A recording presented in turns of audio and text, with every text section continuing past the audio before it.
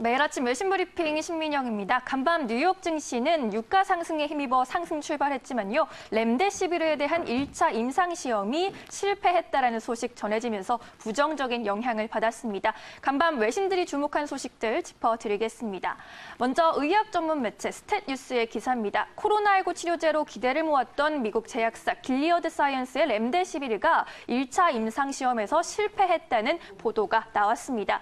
WHO 보고서는 중국에서 진행한 1차 임상시험 결과 렘데시비르가 환자의 상태를 개선하거나 혈류에서 병원체의 존재를 감소시키지 않았다고 했습니다. 중대한 부작용도 환자 18명에게 발견됐다고 했는데요.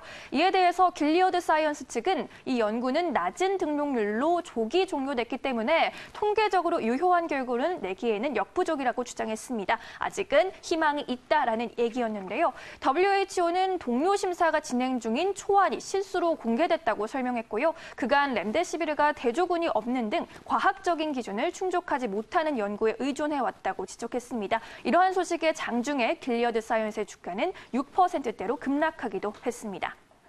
이제 국제유가 관련 뉴스로 넘어가 보겠습니다. CNBC의 보도 볼 텐데요.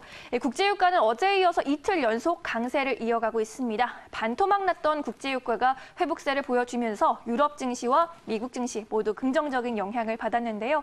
그동안 낙폭이 컸기 때문에 기술적인 반등을 한 것도 있지만요. 유가 상승 요인은 세 가지로 정리할 수 있습니다. 세 가지 포인트 정리해 보도록 하겠습니다. 일단 미국 내 원유 감산에 대한 기대감이 유가 상승을 거들었습니다. 그동안 사우디와 러시아 등 주요 산유국들은 감산에 합의했지만 미국의 감산 참여 여부가 불투명해서 불안 요인으로 꼽혀왔었죠. 미국의 셰일 석유 생산의 중심지가 셰일 업체들의 시추를 중단하는 것을 지원하겠다는 것으로 밝혔습니다. 그동안 규제 문제로 인해서 석유 생산 감축에 나서지 못하고 있던 업체들이 감산에 나설 수 있는 기반이 될 수 있을 것으로 보입니다. 또한 트럼프 대통령이 어제 이란을 향해서 모조리 쏴버려라라고 한 트위터도 한몫했죠. 미국과 이란의 지정학적 갈등을 키운 이 트윗이 유가 반등에 결정적인 역할을 했다는 분석입니다. 여기에 더해서 오펙 플러스 1월인 쿠웨이트가 시장 상황을 고려해서 원유 생산을 일부 먼저 축소했다고 발표했습니다. 이러한 점들 오늘 유가 상승의 원인이 되었습니다. 다음 소식 볼게요. 마켓워치의 헤드라인입니다. Jobless claims jump another 4.4 million. 미국의 실업 청구 건수가 440만 명이 추가됐다는 소식입니다. 실업 청구 건수 규모는 3주 연속 줄었지만요. 실업자 폭증세는 계속되고 있습니다. 자세한 기사 내용 열어볼게요. 코로나19로 인한 대량 실업이 시작된 지 5주 만에 미국 내 신규 실업자 수가 2,650만 명에 달했습니다. 이는 미국 전체 노동력의 약 16%에 해당이 되고요. 신규 실업자가 통계에 모두 반영되지 못하고 있다는 의견도 있습니다. 코로나 사태가 가장 심각한 뉴욕주의 경우에 실업수당 신청자가 대거 몰리면서 정상적인 접수 처리가 이뤄지지 못하고 있고요. 4월 전체 실업률은 이로 인해서 약 20%로 예상되고 있습니다.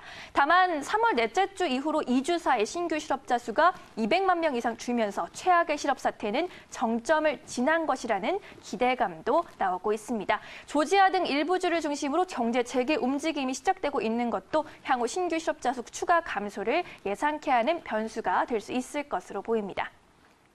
마지막으로 유럽 상황 점검해 볼게요. 로이터의 기사입니다. ECB 유럽 중앙은행의 라가르드 총재가 EU 각국의 리더들에게 이렇게 말했습니다. 코로나 바이러스로 생산이 최대 15% 감소할 수 있다고 했는데요. 로이터 통신은 라가르드 총재가 이날 비공개로 열린 유럽연합 정상 간 화상회의에서 이렇게 말했다고 보도했습니다. 그녀가 말한 내용을 열어보겠습니다. 크리스틴 라가르드 총재는 유럽의 경고의 메시지를 던졌습니다. 이번 코로나19 팬데믹으로 유로존의 GDP가 15%까지 감소할 수 있다라고 했고요. 또 라가르드 총재는 각국 정부의 대응이 너무나 적고 너무 느리다라고도 지적한 것으로 알려졌습니다. 라가르드 총재가 모든 EU 회원국 정부가 경제 회복 시에 발생할 재정난에 대응하기 위해서 강력하고 유연한 복구 자금을 신속하게 마련할 것도 촉구했습니다. 라고 전했는데요. 현재 유럽에서는 코로나19 공동 대응 방안을 냅두고 남유럽과 북유럽의 의견차가 큰 상황입니다. 코로나19 직격탄을 맞은 스페인과 이탈리아, 프랑스 등 남유럽 국가들은 공동 채권인 코로나 채권 발행을 요구하고 있는 상황이고요. 공동 채권을 발행하면 저신용 국가들이 더 낮은 금리로 자금을 조달할 수 있습니다. 반면 상대적으로 코로나19 타격이 작고 재정 여력이 양호한 독일과 네덜란드 등은 이에 대해서 부정적인 상황입니다. 이렇게 해서 외신 브리핑 일부 전해드렸습니다.